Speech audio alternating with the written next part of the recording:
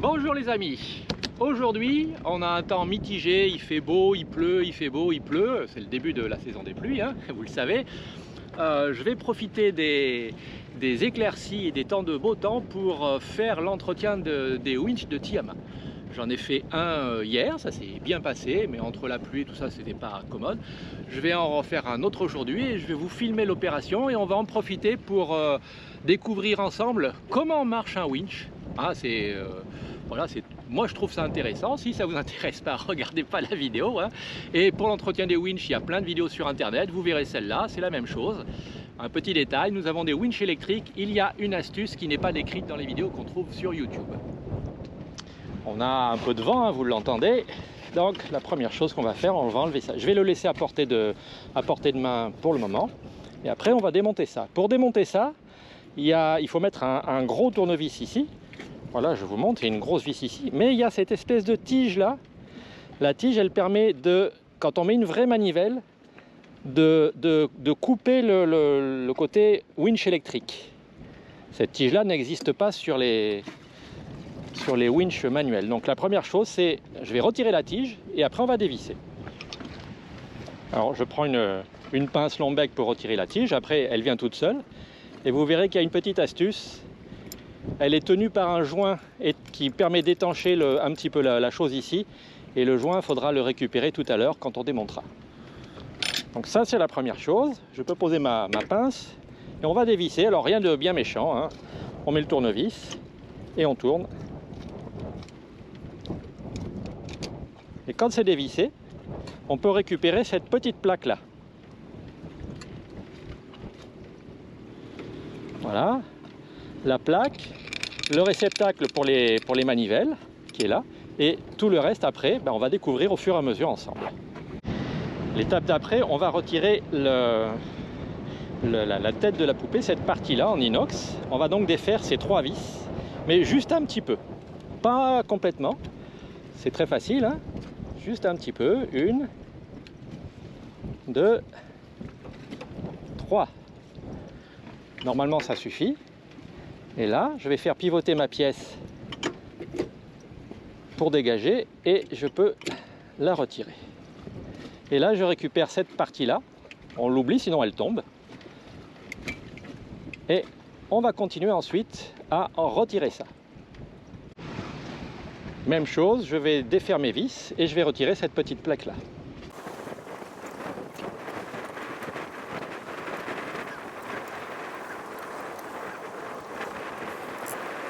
Alors, elle n'est pas collée, elle est juste fixée, voilà. Ça y est, je l'ai retirée et on commence à voir l'intérieur du winch. Si vous êtes attentif, vous remarquerez que le bout de la vis est un petit peu blanc, hein, ainsi que le pas de vis ici. Ces vis-là ont été enduites de Tefgel, un lubrifiant à base de téflon qui évite la corrosion sur les endroits exposés. J'en remettrai avant de remonter. Alors l'étape d'après est très facile, on va retirer la poupée du cabestan. Donc toute cette partie-là, puisqu'on a retiré le dessus qui était vissé ici, là je peux tout enlever, ça craint rien. Voilà. Je vous la montre, ça c'est les dents, c'est ce qui fait tourner la poupée elle-même. Les dents elles sont prises sur les engrenages ici. Et on va regarder tout à l'heure comment cette chose-là fonctionne. Donc là, la poupée, je peux la poser, elle ne me gênera pas. Et tout à l'heure, avant le remontage, on nettoiera tout ça et on mettra un petit coup de graisse spéciale.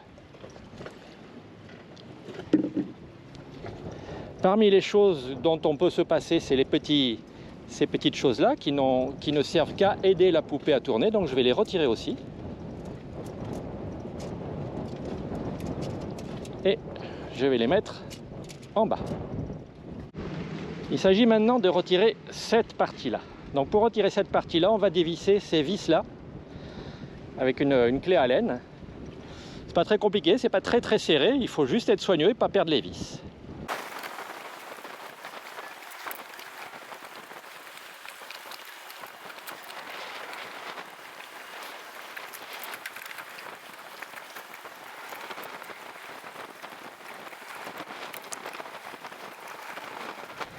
Bon voilà, les vis sont enlevées, on va pouvoir retirer l'intérieur. On va même pouvoir retirer l'axe, puisque là il n'est plus tenu par rien. Voilà. C'est l'axe qui permet d'entraîner les éléments en bas. Bien sûr, tout à l'heure, il faudra remonter cette pièce-là dans le même sens, mais ça ne posera pas de difficulté particulière. Voilà. Là, je l'ai retiré et on regarde un peu comment ça se présente à l'intérieur. Alors ça, je la pose ici. À l'intérieur, comment ça se présente? En fait, je le sais, ça et ça se trouvait là, ici.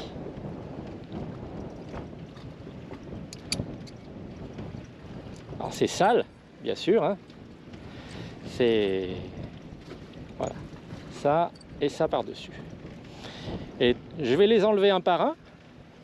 Je vais les poser sur mon plan de travail préparé en bas. Et il faudra bien évidemment les remonter dans le même sens. Mais profitons-en pour essayer de comprendre comment marche un winch. Bon, mes petits poulets, petite interlude dans la vidéo. Je ne sais pas si vous verrez cette scène. J'ai donc fait mes 2 premiers winches. Et en remontant le second, j'ai regardé un petit peu ce que j'avais filmé pour le premier. Et je me suis rendu compte que le premier, il y a une rondelle inox que j'ai mise au mauvais endroit. Et donc je vais redémonter le premier winch. Je vais en profiter pour vous faire voir un peu mieux comment ça fonctionne. C'est intéressant. Je profite de la présence de Béatrice pour vous montrer comment marche un winch. Alors, la première chose, on va regarder ça. C'est l'un des engrenages. Dans l'engrenage, il y a ce que je vous ai appelé, pas de trop près, ça va être flou, il y a ce que je vous ai appelé des cliquets. C'est-à-dire que, vous voyez ici, cette section, elle est un peu carrée. C'est ce qui permet d'être solidaire du carré qui gère la manivelle.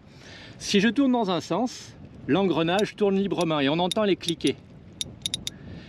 Mais si je tourne dans l'autre, les cliquets se bloquent et ça me fait tourner l'engrenage. Ce qui permet à un même engrenage d'être libre dans un sens, mais utile dans l'autre. Donc on va réinstaller ça sur le winch et je vais vous montrer comment ça fonctionne.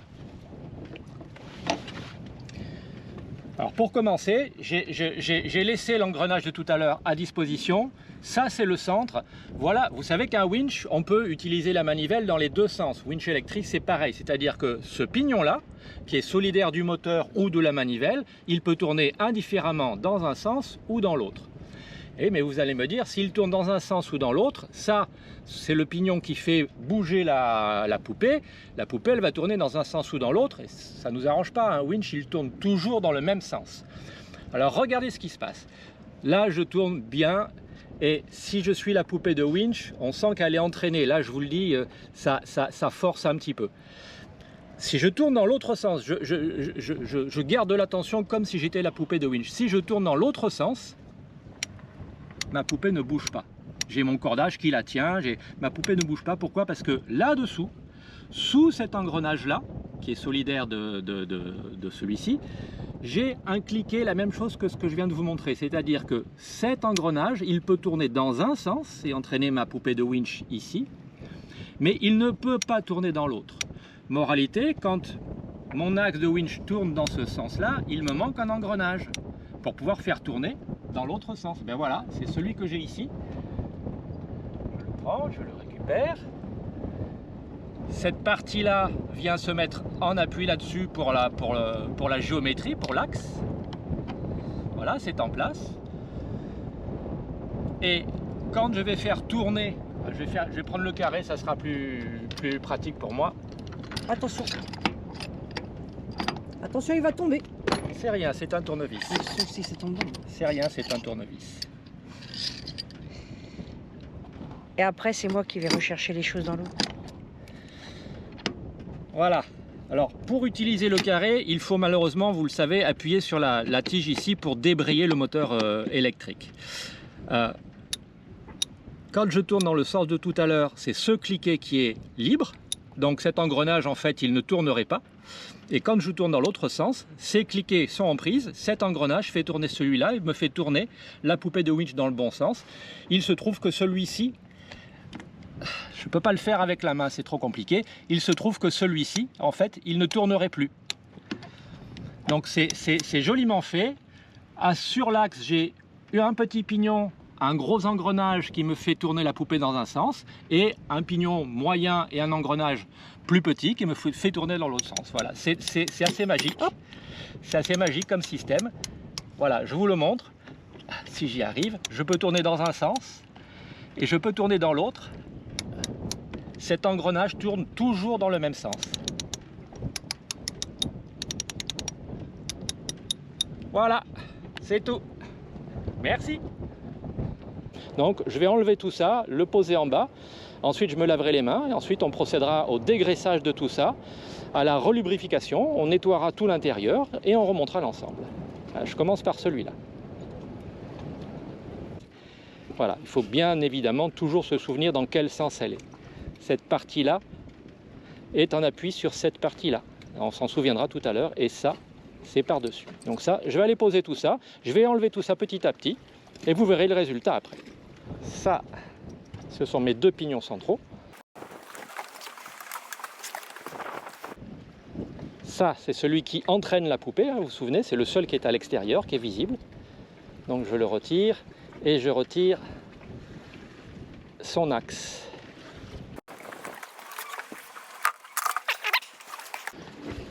Plus qu'un jeu de pignons et on a tout sorti. J'enlève ça, j'enlève les cliquets qui sont dessous, j'enlève le gros pignon, j'enlève l'axe, j'enlève le disque, j'ai tout enlevé, il ne reste rien.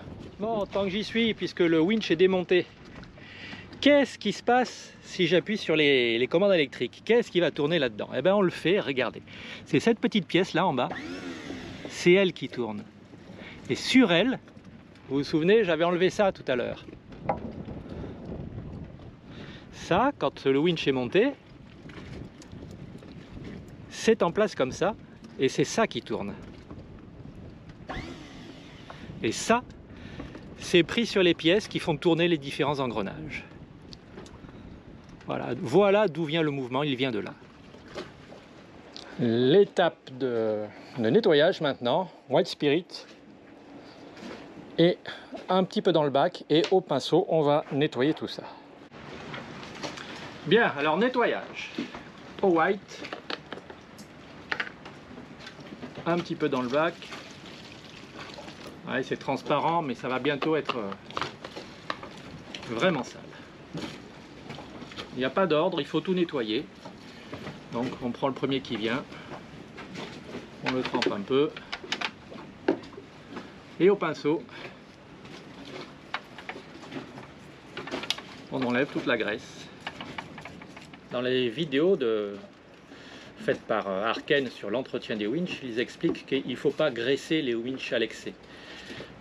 Pourquoi? Parce que si on les graisse à l'excès, toutes les petites micro-poussières de métal peuvent finir par s'agglomérer et ça peut potentiellement endommager la précision des mouvements de ces engins.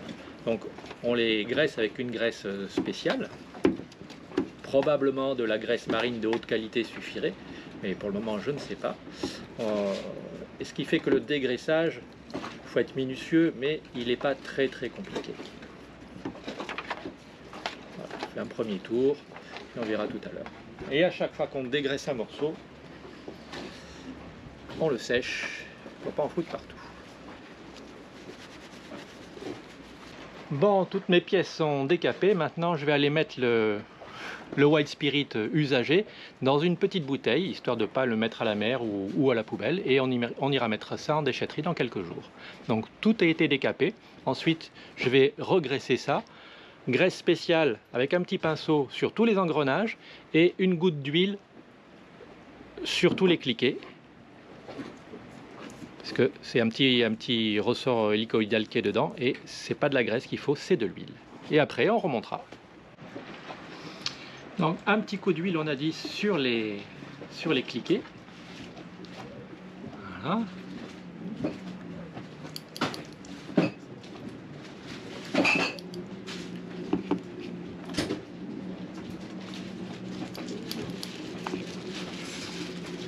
Ça, c'est facile. On va faire les deux blocs comme ça. Je pourrai reboucher l'huile.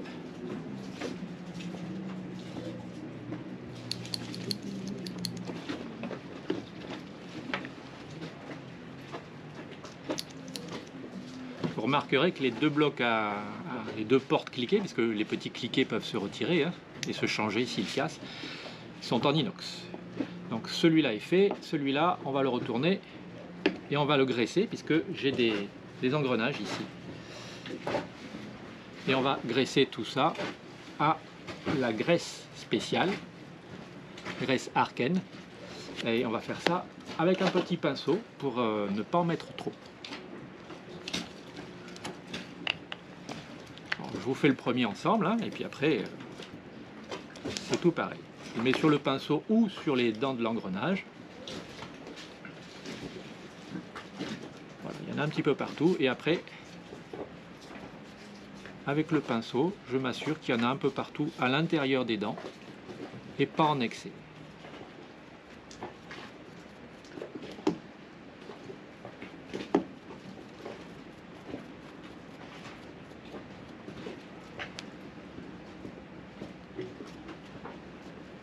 Voilà, c'est bon. Je vais le retourner, m'essuyer un petit peu les doigts. Voilà. Celui-là est fait. Au suivant. L'avantage du pinceau, c'est qu'il permet d'aller au fond des engrenages. Et sur des engrenages comme ça, il ne faut pas oublier de faire les dents extérieures, mais aussi les dents intérieures sur lesquelles viennent s'en ficher les cliquets.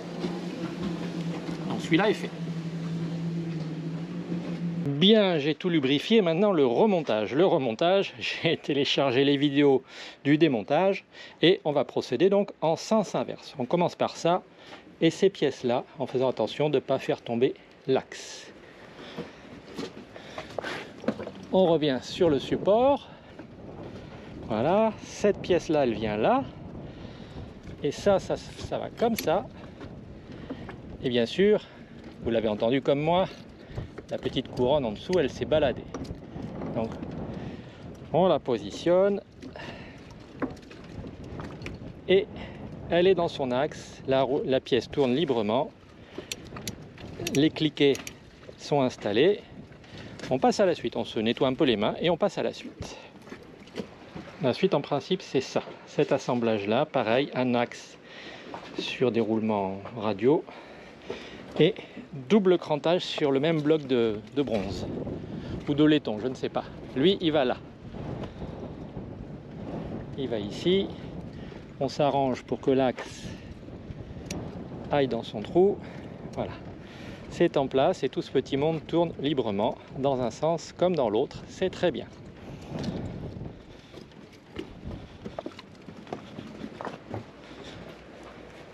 Dernière pièce, c'est la pièce centrale. C'est elle qui a une section particulière et qui va venir sur l'axe, ici, pour rendre tout ce petit monde solidaire. Alors vous allez me dire, cette pièce-là, elle est au bon endroit, celle-là est au bon endroit, tout ce petit monde a l'air bien mis. J'ai pas tout à fait le même crantage ici, donc peut-être qu'il me manque un support. Je vais retirer pour m'assurer que tout ce petit monde est à niveau, ce qui n'est pas le cas en ce moment, mais rien de bien grave. J'ai remis l'axe, comme ça tout reste solidaire. On va essayer les deux boutons du winch électrique, voir ce qui se passe pour observer les mouvements. Alors vitesse lente.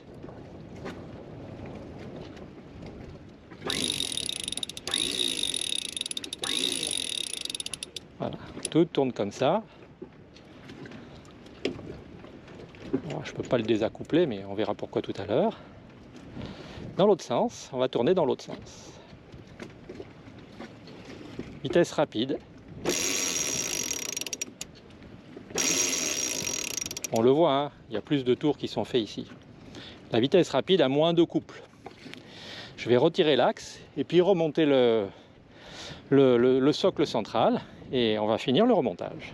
Bon, ma partie centrale est en place, j'ai remis l'axe temporairement. Je vais prendre mes vis une par une, les retremper un petit coup dans le Tef Gel. Alors je vous montre, hein. Steph Gel. Voilà, spécial marine. Une pâte imperméable à base de téflon. Tac, un petit coup en tête de vis. Et on la remet dans son trou. Ça évitera la corrosion. Et je fais ça pour toutes. Bon, tout a été remonté. Je remets la poupée en place. Elle va trouver sa place quand on va la visser tout à l'heure avec sa petite plaque I. Elle va trouver sa place quand on va la visser tout à l'heure avec la petite plaque sur le dessus que je vais aller chercher de ce pas. Je vais remettre l'axe. Une petite astuce. Je vous ai dit que la petite tige, vous vous souvenez, la première chose que j'ai retirée, la tige qui permet de désaccoupler le moteur quand on met la manivelle, elle rentre dans l'axe forcément. Hein, voilà. Et ici, il y a un petit joint qui sert à faire l'étanchéité quand on va revisser la poupée. Et ce petit joint, il a tendance à tomber. Donc là, je l'ai collé avec un peu de graisse marine, collé. Je l'ai fixé avec un peu de graisse marine pour qu'il ne tombe pas. Ça, c'est l'astuce du jour. Sur les winches manuels, cette chose-là n'existe pas. On a juste le carré. C'est beaucoup plus facile. Voilà, il a trouvé sa place. On va pouvoir remonter le dessus du winch. Alors quand on est un bricoleur du dimanche comme moi, où on se dit on va pouvoir remonter le dessus du winch, on récupère les pièces qu'on avait gentiment posées et on se rend compte qu'on a oublié les éléments qui vont entre la poupée et l'intérieur. Donc on va redémonter un truc. Bon, c'est pas grand chose, hein, c'est juste ces trois vis là et la petite plaque pour pouvoir ressortir la poupée elle-même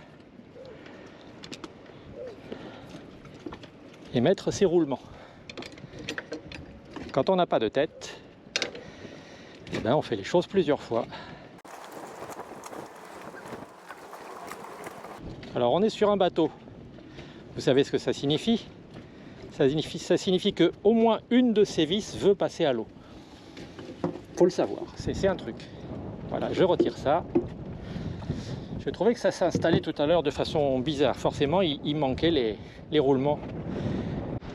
Voilà, ça sera quand même mieux comme ça. Hop, je reprends la poupée et là, elle va s'enquiller gentiment. Je me mets par-dessus, à peu près. Et là, on sent que, hop, ça y est, elle a pris sa place. Elle tourne dans un sens, tranquillou. C'est parfait. Voilà, la partie supérieure remise en place. Je vais resserrer mes trois vis. Et on pourra terminer le remontage.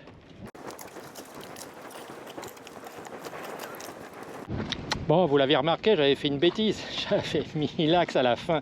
Il faut le mettre avant de remonter la petite plaque. Si on y arrive. Hop, j'ai perdu mon joint. Bon, mes petits poulets, en fait, l'axe, il fallait bien le mettre avant. Mais ce que j'avais oublié, c'est qu'il fallait faire tourner un petit peu la poupée pour qu'il puisse s'enfoncer. Et donc voilà, j'ai reouvert, remis l'axe, je vais refermer et ça va bien se passer. Voilà, le winch est remonté. Il a sa petite tige qui finira par remonter tout à l'heure. Il est en place, on va vérifier que ça marche. Ça y est, elle est remontée puisque le moteur a tourné. Ça marche dans les deux sens. Mission accomplie!